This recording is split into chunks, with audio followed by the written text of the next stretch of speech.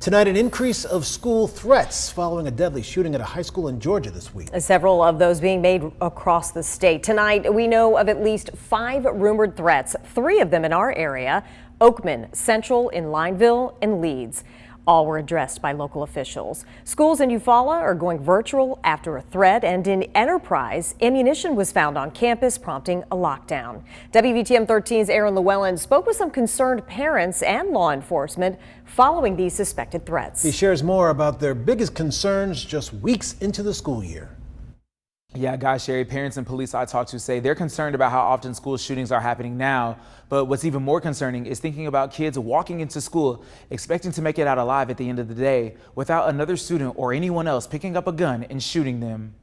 Words turn into actions. And many parents, faculty, and staff are thanking the Leeds Police Department for its quick thinking on Thursday to make sure that didn't happen. We had a student that was registered here and was attending the Leeds High School to making a threat about shooting at the school because of some conflict that was going on there. Police Chief Paul Irwin tells me the student was expelled from Leeds City Schools and is being charged with making a terrorist threat. He feels that action was necessary to keep all students, faculty, and staff safe, especially in light of the deadly mass shooting at a high school in Winder, Georgia on Wednesday. Those innocent children that people across our country drop off every day, and then the notion of them having to go to work today and think about their child being in a school and have some kind of fear that they're not going to be taken care of and protected is a tragedy. Chelsea Mailer is one of those parents who worries about her daughter's safety every time she walks in the classroom. I can't imagine the fear and hurt, that not only the children go through, but the parents.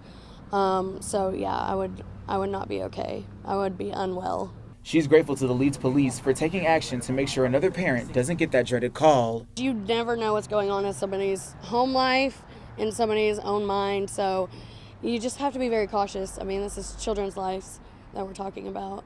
Chief Irwin hopes quick action and holding others accountable will make the city of Leeds safe for everyone. And as long as we're all working together, things like happened yesterday may not occur. And we're going to make sure that things like that do not occur here in the city of Leeds. In Leeds, Aaron Llewellyn, WVTM 13.